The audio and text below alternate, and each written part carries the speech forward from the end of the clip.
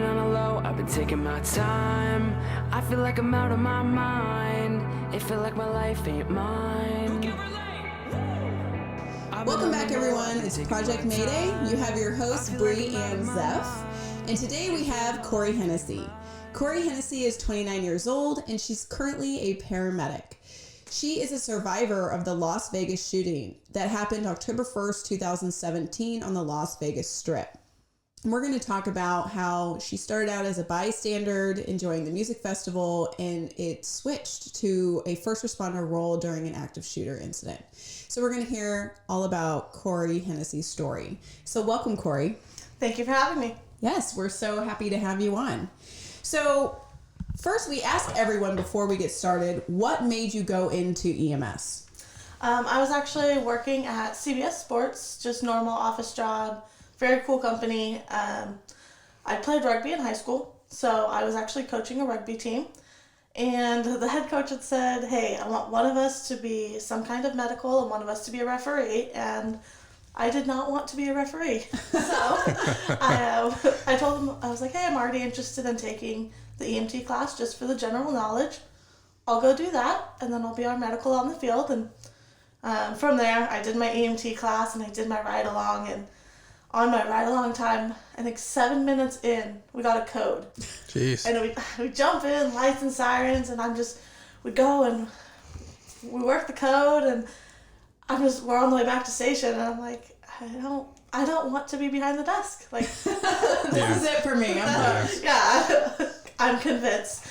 So for a little bit, I kind of did both. Like, I was working my normal job and then had a private ambulance job on the side, and I realized I didn't enjoy going to the other job as I did before. It was still a great job and great people, but I didn't have the excitement for it that I felt when I was working on the ambulance. So I decided that I wanted to pursue further. I was doing just inter-facility, which it's a great stepping stone, but not where I wanted to be.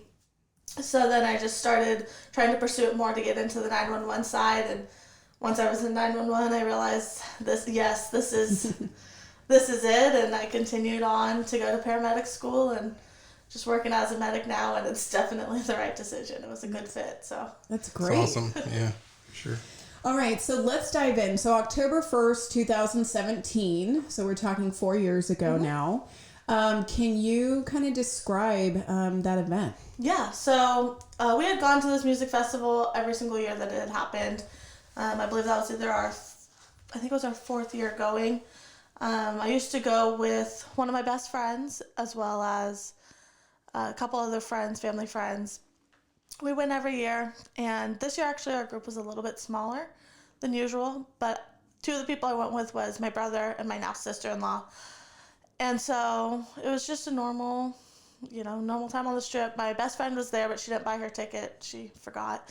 So she was hanging out in the hotel.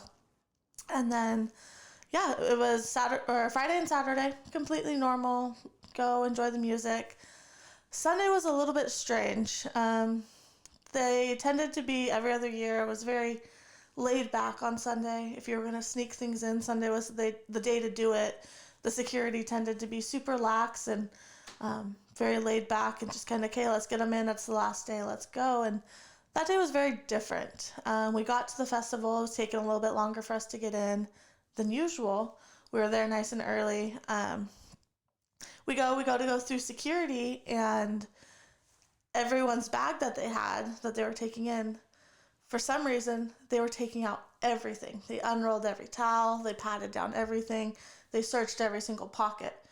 They hadn't done that any other day of the festival, which was really out of place since usually the Sunday was a laid back day too.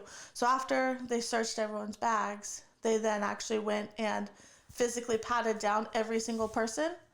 And then they wanded, and then you got patted down and wanded a second time before even entering the festival. So, shook it off thinking like, that was weird, but okay, for whatever reason, there's increased security on the last day. So we're just in there, and we're just enjoying the concert, having fun. So the stage is like up front, and then there's two like mosh pit type sides on either side. And we were on the right-hand side, the side that was along the Mandalay Bay side, probably about towards the middle of the front. It's where we'd been all weekend. Our whole group had been there the whole weekend, and the last day, a big chunk of our group decided they wanted to go further up, and my brother and my sister-in-law and I decided we don't want to deal with the craziness of the front of the stage. So we stayed in that spot.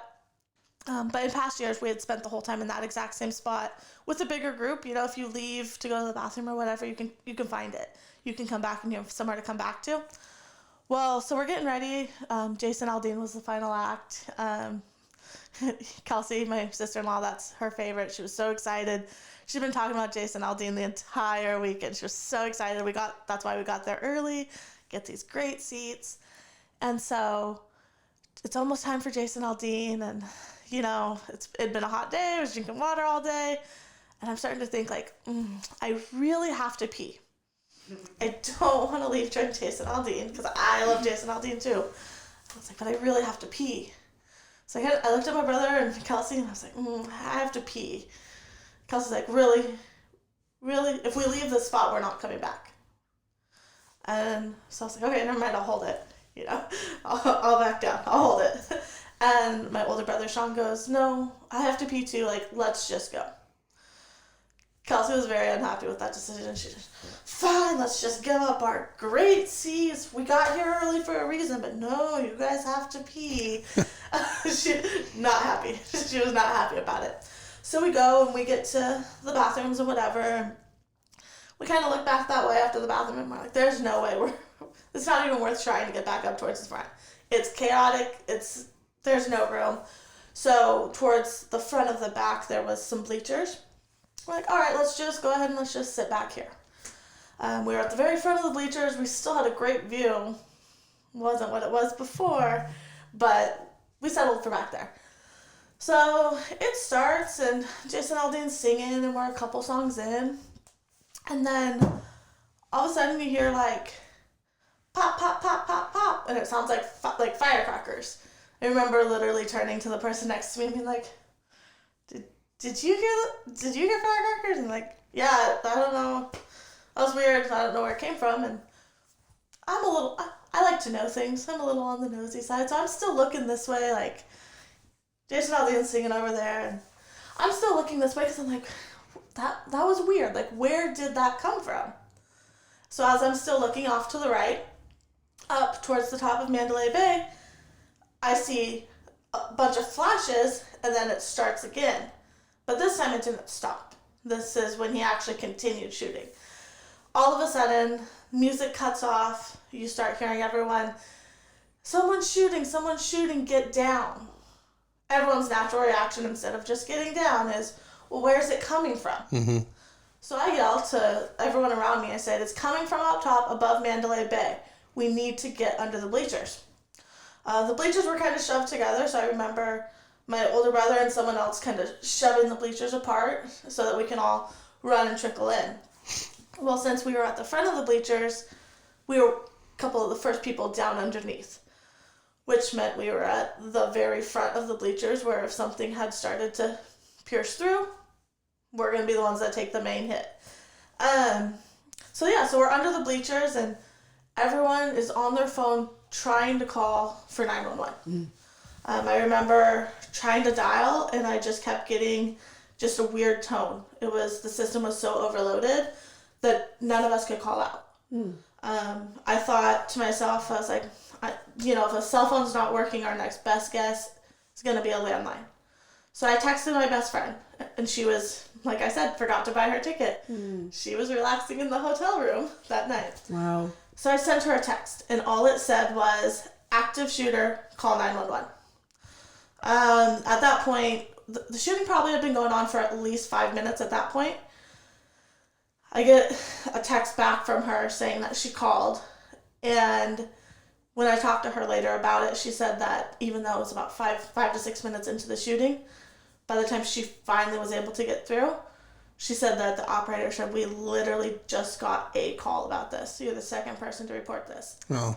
Wow. So it took a while for anything to really get started in that regard. So then we're still laying there. We're under the bleachers. And my next thought was, after I texted for her to call for 911, I thought to myself, you know what? You don't know what's going to happen. So I get out my phone and I texted my mom and dad. Just a group text to both of them, and I just said, I love you. You know, don't know if I'm ever going to get to say it again. So I did. So we're laying under the bleachers, and all of a sudden you just start hearing tink, tink, tink, tink, tink, tink on the bleachers, and beer starts pouring down. And we realize he is shooting at the bleachers now. He is no longer shooting out towards the crowd. We're behind thin aluminum bleachers. If he aims it down just a little bit, like it's going to come through and it's going to hit us. So we kind of push our way past the people who were just laying there sheltering, and you know, my brother, sister-in-law, and I said, this is the time, like, we have to get out of here. So we went ahead and we kind of made our way towards the exit. Unfortunately, there was 3 entrances or exits at the venue. There was 2 on Las Vegas Boulevard along the main strip, both of which he was actively shooting at as he saw people coming in and out. Those were the big ones. They were 20, 30 feet wide, so mass crowds could leave and come. On the opposite side of the venue, there was about a 10-foot maybe exit, basically intended for if EMS was called, they could come and go. It was right by the first aid tent. In order to get through that, you had to get past the vendors, and then there was about a 20-yard dash of just open that was there for a walkway before you could get to the fence to get out. So we're pushing our way, and as we're trying to get out, I remember my best friend called me. Just her call finally came through to me, and she was just, hey, what's going on? She said she could hear the panic in my voice of just, hey, we're trying to get out. Like, I'll talk to you when I can. And so we finally get to the front of basically the mosh pit of people trying to get out. And I just remember you look out towards the exit, and there's law enforcement on either side of the fence. And as we started our little dash across, they're yelling at us. They're yelling, run faster, run faster. If he can see you, he can shoot you. Yeah. Oh, my. And so they yelled at us to, as soon as you get out, take a hard left, hard right, stay off the street, get against the fence. So we cut a hard left as we come out, and I just look out, and there's just people laying all over the street, bleeding everywhere. There's people who are just hysterical, and just everyone, you see people trying to help others, and you see people just running, and it is just a chaotic scene. So as we're going, we know, like, hey, we have to get further away. We knew that there was obviously the perpetrator up top that we saw shooting, but as we're trying to get out, we could hear different sounding shots coming from different areas. So the way that it came off was that there's a possibility that being on the ground, we're still not safe. Even if we're sheltered behind a wall, there's a possibility that something else might happen. So we know that we need to get away, and so as we're going, we kind of stopped and checked in with a couple people that I saw trying to take care of their friends, and as soon as I came out of that gate, it went from that scared person on the phone with my best friends telling her, we're trying to get out, to as soon as I looked around, it was just kind of cool, calm, collective, like, all right, well, this is what it is. As I made my way to cover, there were several people that I stopped and talked to that I'm like, hey, your friend's bleeding from here. Let's take this rag, go ahead, push here. As soon as you see an ambulance, they need to get on. Moving on to the next. We were kind of sheltered behind a car. At this point, you could still hear the shots going. We're sheltered behind a car, and I thought I should probably call my mom. Me and my mom are very close. Every night that I was out there, it was kind of the normal. I'd call her at the end of the day. She'd ask how the concert goes, so phone's ringing. She answers the phone. Hey, how's it going? She's all perky and happy, and I go, Mom, shut up. She didn't like that. Shut up. I need you to listen. I could tell that she was still annoyed, but, it was definitely a different situation. So I said, Mom, here's the deal. There's an active shooter. We are currently out and we're safe, but we're trying to find cover. My phone battery is dying. So is Sean and Kelsey's. Find some news and we'll talk to you when we can. And that was the end of that conversation. So then from there, we ducked into, I think that was Tropicana, is that first casino that you come to when you leave the venue. So we duck in there, seeing if there's somewhere good that we can kind of find shelter. We came in like an employee type entrance, and we're walking in, and it's this big long hallway, and there's a couple little hallways off of it, but they're all like dead end hallways, and it's just lined with people, and there's no clear way out on the other side, and there's really nowhere to hide. And my brother looks at me and he's like, I don't like this. I'm like, I agree. If someone comes in here and decides to start shooting, like, there's literally nowhere to go. So we're turning around and we're getting ready to walk out, and I noticed this girl, she's like probably early 20s. She's sitting on a chair with her boyfriend next to her, and she has a belt tied about mid-thigh. And I just see this giant puddle of blood. And in my head, I'm like, well, logically, that was tied sooner than when she sat down in here. There shouldn't be a pile of blood. I told my brother, like, hey, hold up for just a second. He's like, okay. So I walk over and I introduce myself to her, and I said, hey, you look like you're bleeding pretty good. I see that you have something on your leg already to stop the bleeding. I don't think it's working. Do you mind if I take a look? She's like, yes, of course. So her boyfriend helped stand her up so that I can really look at her whole leg, and I pull the edge of her shorts upward a little bit, and out the back of her leg was another gunshot wound that she was literally just dumping blood. So I told her, I was like, okay, stay right here, give me a second. And I do a quick scan around, and everyone's belts are already gone. Everyone's bandanas are already gone.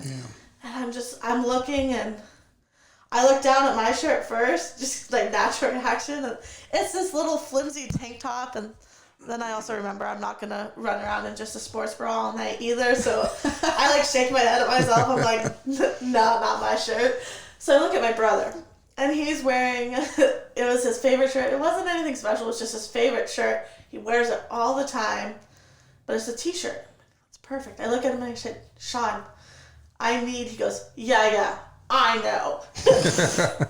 He starts taking off his shirt. Clearly not happy about it, but he knew exactly what I needed. So I ripped from the bottom of his shirt a good long piece, and I actually tied off a tourniquet on her leg, and we got the bleeding to stop.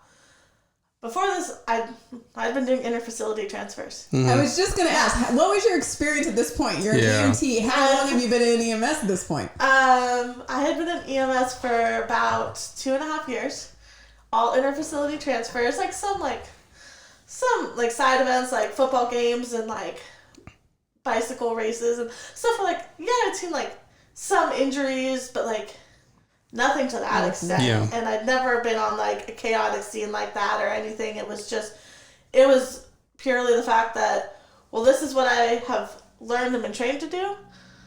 All right, let's just do it. So I tied off, that was my first tourniquet that I ever tied off. So I love the t-shirt. With the t-shirt. So I love when I'm teaching, I love to tell people hey, I'm gonna teach you, the way that a monkey can do it. Mm-hmm. But honestly, who carries around a cat tourniquet? Mm-hmm. I don't. So I love to be able to teach people, hey, now, realistic situation, what are you going to actually use? How are you going to do it? That was my first experience with ever using a tourniquet. So I tied off the tourniquet, and I get the bleeding to stop, and so we're kind of looking, and I look at my brother, and I look at her boyfriend, and I'm essentially hey, her best bet is this first ambulance that comes, she needs to be on it, and she needs to get out of here. I don't know when they're coming. We can start walking you outside, so you're outside waiting, but you can't just sit here and wait. Okay. So my brother and the boyfriend pick her up, and they're helping her out, and right as we do that, I see the first AMR unit come in. And I look at him, I'm like, hey, you have a serious bleed, there's 2 tourniquets on right now, where do you want her? They said, load her on the seat of the ambulance. We'll get to her. We're going to load up a bunch of people, but she'll be on the first one out.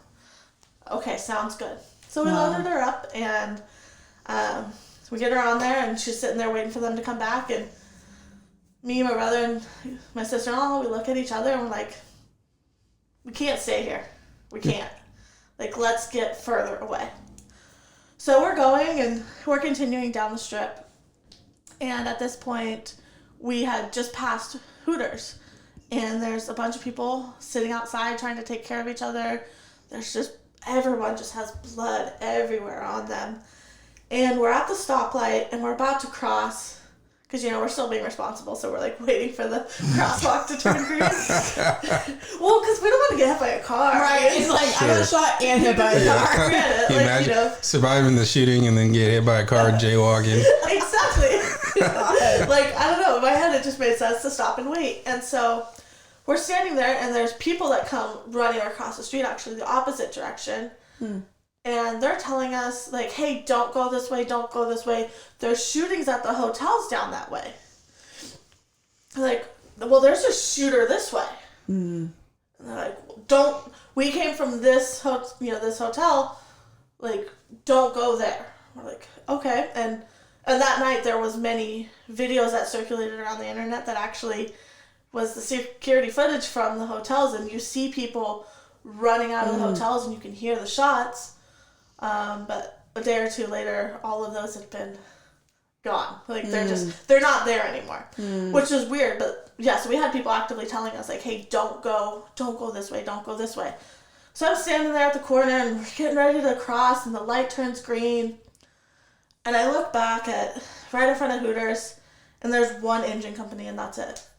And I look at my brother and I look at Kelsey and I go, hey, you guys can keep going. I'll catch up to you. I'll find you somehow, but they need hands. I'm going to go see if they need help. My brother he shakes his head. He's like, Mom would kill me if I ever let you out of my sight during this. Bye, you're on your own. Yeah, he's like, no, that's not going to happen. So him and Kelsey went and they sat at the front of Hooters and they're like, we'll be right here when you're done. Do you feel like you kind of switched from survival mode back to maybe your training or limited training you had with your IFT because you were at that point in a somewhat similar environment for what you're used to? Yeah, I very much feel like it kind of went from in the concert was kind of that survival mode, fight or flight. I could I could feel my heart racing. I just, not a clear head, just all I could think of was I need to get to safety.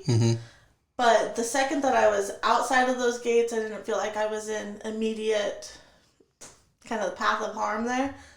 It was like a light switch. I looked around and I said, all right, let's go to work. This is what needs to happen. And then especially when I jumped in and talked to the captain on that engine, and I no longer felt scared like I felt when I was inside the venue. Inside the venue, I felt very scared and helpless and just kind of like everything was out of my control. I do not like that feeling. I very much like to be in control. So you're a first responder, is what you're saying. Very much so. But as soon as I was outside of that, I knew that I felt kind of calm, collected, and I knew there's stuff to get done.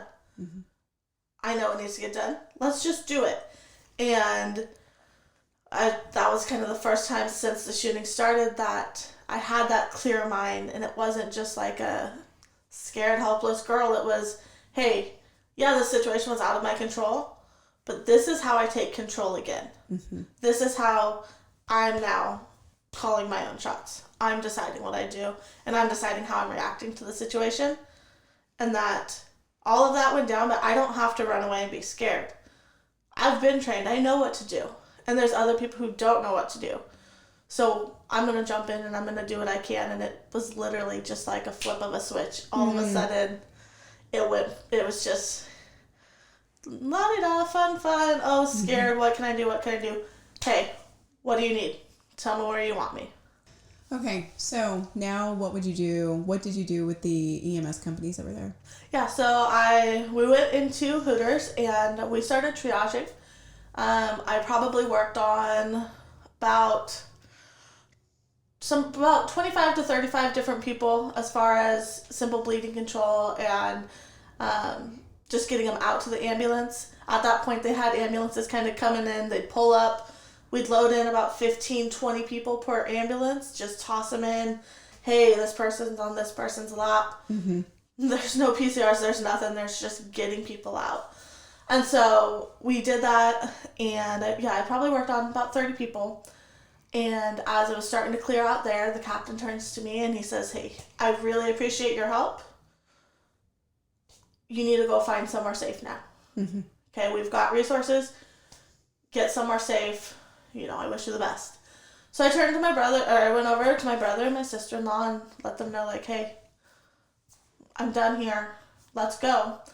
And so at that point we thought, like, there's obviously no longer the shooting going on this way. We're trying to figure out what to do. And all we really want is the safety and comfort of the hotel where all of our stuff is, where everything is. So we're like, let's try to get back that way. And so we make our way back towards Tropicana, and there's that bridge. We were staying at Excalibur. So there's that bridge that goes over the Las Vegas Strip. And we're walking, and we're almost to that bridge, and all of a sudden, about 8 officers in full SWAT gear come running past us, shove us off to the side, like into the bushes, saying, "We have another shooter underneath here. Get inside, get inside, get inside." Like, okay. So we proceed into that casino, and they essentially rounded us up, and they put us in a giant boardroom. At this point, it's probably, I don't know, like 11:30 or so. So we're going through, and they had officers with automatic weapons just lining the hallways, and every single person was searched thoroughly before entering the room, and we all just sat there and waited until it was finally clear. So our group was actually the first one to get released to go back to wherever we were staying. It was just before 5:00 in the morning. Wow. Yeah, we were locked down for a long time. It was about 5:00 in the morning, 4:30, 5:00 when they finally gave us the all clear. And we walked out, and I remember we went to cross the bridge, and there's no cars driving along the Las Vegas Strip. We walk into Excalibur, and you hear an occasional, like, ding from some of the slot machines, but it's a ghost town. There's not a soul in sight. And we went straight up to our rooms, and at this point it's now Monday morning, and me and my friend we booked tickets late on Monday to, like, do another pool day and enjoy the day in Vegas before we flew back home. And so I remember getting upstairs and getting to her hotel room, and she just gave me the biggest hug ever. And I looked at her and I said, I want to leave. I want out of here. I want out of here now. Yeah. So we grabbed our bags, and my brother and sister-in-law had driven. And so they grabbed their bags and they took off. And we grabbed our bags and we went to the airport. And as soon as we got there, we explained to Southwest. We were like, "Hey, here's the deal. We have later tickets. We were just at this. I don't want to be here. Please just get me home." And they were very accommodating, and they actually put us on their next flight out. We just waited for like maybe 20 minutes to board, and then we got right out of there. We left almost immediately. And so we get back home, and I finally get all the way home. Her dad came and picked us up at the airport, and we get back home, and I just remember just the second I got into the house, and just that hug from my mom, and just finally feeling completely safe.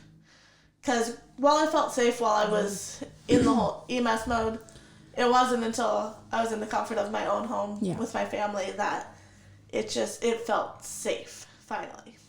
Yeah. So now looking back, I mean, it's been 4 years. And how are you able to speak about this like you do in detail, and you're kind of reliving this trauma? What did you do for your own mental health? So actually, talking about it is actually one of the things that's really helped me to kind of cope with the events. I think my first step in actually dealing with the mental trauma of it was the fact that I did take control of the situation for myself in the moment. That while there was something I could do, I did it, so that I'm not also looking back thinking, well, I wish that I had been able to help this person or that person. So that alone has helped me deal with it a lot. When I got home, I my first, I think 16 days it was, I didn't sleep. I couldn't sleep. I'd go to fall asleep, and within a few minutes of being asleep, once you get to that REM sleep and you start dreaming, well, they weren't dreams. It was reliving that shooting. And unfortunately, every single time, I relived it until the second I left those gates is when I would wake up. So it wasn't ever reliving the good parts, but instead it was the trauma and the tragedy of it over and over and over again. And it wasn't until I kind of put up with it for a couple weeks thinking, hey, I'm gonna, I can get through it. I can do it. I can handle it. And the reality of it was I couldn't handle it, not on my own. My family and my friends were a great support system, but they're also not really equipped to kind of deal with that big of a situation either. And I had my brother and my sister-in-law who I knew I could talk to about it, but they're also trying to handle it, deal with it. Yeah. And everyone deals differently. Me talking about it helps me. While I know that other people that were there and involved, they have a hard time talking about it still to this day. So I actually, for the first time ever, I actually went to therapy. I'd never gone. I'd always told myself I didn't need to go. And a true first responder. Yeah, exactly. Exactly. It's actually it was a great help. It taught me so much, not just about that event, but just I learned so much about myself and how I can deal with things. And so I went to therapy, and after a couple sessions, because I was going like every other day for the first several, and he went over some coping mechanisms, and we talked a lot and kind of went back and relived the event so that he knew exactly what happened and how it went down. And it just slowly, as the more I talked about it and the more that I learned that as I start to feel anxious, like, okay, let's just calm ourselves down, let's just get ourselves in like a good place mentally and just take a breath, pull myself back if I need to. And so all of that just kind of gradually, I got better and better each day, and I started actually sleeping little bits at a time. And every once in a while, there are things that obviously kind of trigger the anxiety. 4th of July isn't nearly as enjoyable anymore as it used to be.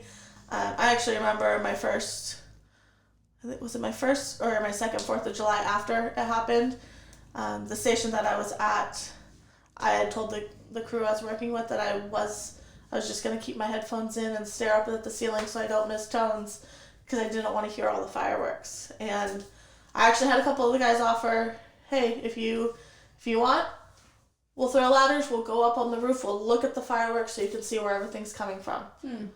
Well, whatever it takes to make you feel safe. If you feel safer knowing, hey, I hear that from over here, but I see the fireworks that correspond.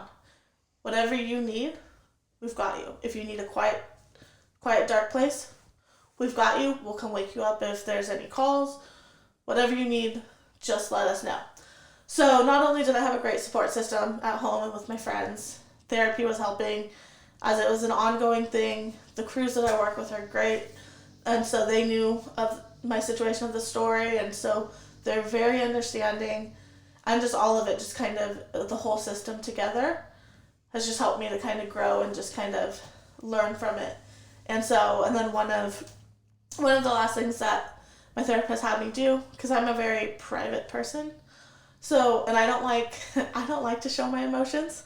Once again, I'm true first responder. Never heard that one. True first responder right there. But one of the things that he encouraged me to do was to find a way to share my feelings about the incident. And so there's a Facebook post that I wrote towards the end of October. I got a tattoo. I have a tattoo on my arm as well of the last words that I heard before the shooting started. And so it says, some days it's tough just getting up, throwing on these boots and putting on that, and making that climb.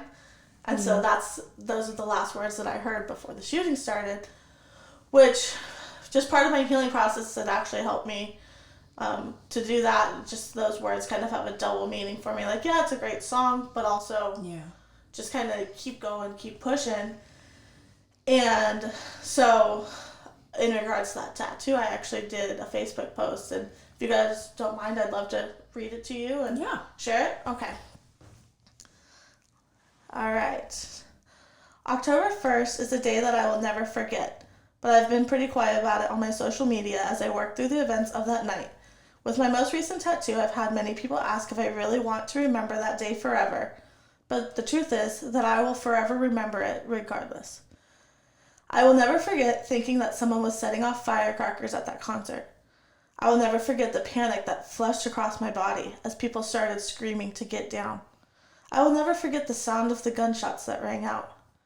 I will never forget holding on to my future sister-in-law as we were showered in beer from the bullets that were hitting the bleachers that we had just taken cover under. I will never forget the feeling of texting my parents, "I love you," just in case I never got that chance to tell them it again. I will never forget the panic of running for my life as we fled the venue. I will never forget the heartbreak that I felt when I received word that a precious friend had lost her life that night much too early. But most importantly, I will always remember the night. I will always remember my training kicking in to help the wounded people without a second thought. I will always remember tying off my first tourniquet to stop a young woman from bleeding out. I will always remember the chaos of working with the local fire department and the MCI that was created in the events of that night. I will always remember watching strangers band together to help those in need and to comfort each other in a time of great fear. I will always remember the support that I saw from my friends and family, both while the shooting was happening and since I've been home. I will always remember the embrace from my mom the first time that I walked through the doors of their home on that Monday afternoon. This day will always be a part of me now, and it's up to me to focus on how I want to remember it.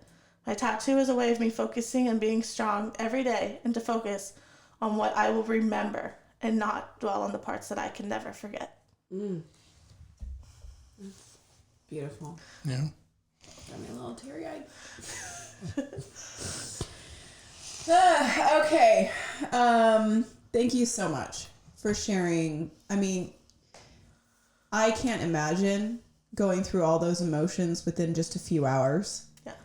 And switching hats so quickly, which, like you said, was a blessing and a curse in a way, right? Yeah. But helping you process.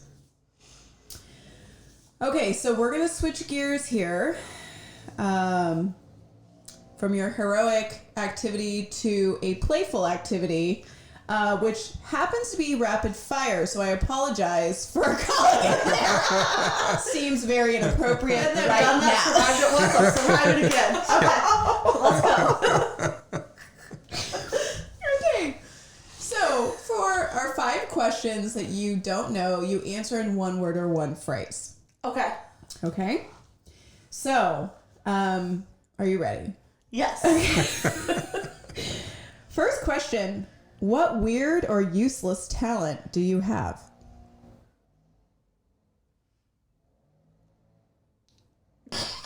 You're all none. Seriously. Mediocre fire dancing attempts. Okay. All right. Nice. We'll take. That's pretty cool. All right. Number 2. What is your spirit animal? A monkey. Man, that was quick. That was quick. Yeah. Yeah. You already know that one. I've been thinking about it. Worked on it with my Oh, I love therapist. monkeys. Oh my gosh. Yeah. Number 3. What is your favorite part of your job as a paramedic? Every day is different. Well, that's not the truth. Yep. Okay, 4th question. What do you think your 10-year-old self would tell you now? That you're very different than I expected. They would tell you you're a paragod. Good job. You're so cool. All right. And the last question. What's one word to describe your mental health? Strong. It's beautiful. Yeah. Well, Cori, thank you so much for coming on, sharing your story with us and with everybody who's listening. I mean, I was listening to every word. It was a very riveting story, and I'm glad to hear that you came out obviously okay, and your family as well, and you know you were able to jump in and help out, and you know your training kicks in, and I mean talk about a trial by fire.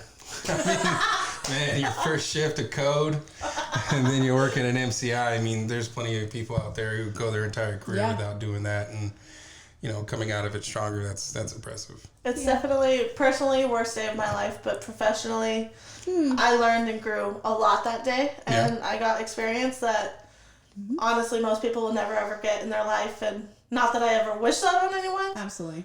But, you got to find the silver lining, and I've chosen to focus on the fact that I've had a great MCI experience that no one else ever has. As a participant and as... Both ends of it. I know how to shield it, and I know how to work it. So I really appreciate you guys having me on here and let me share my story. So thank you. Well, thank you. All right, this is Project Mayday. Call out. I finally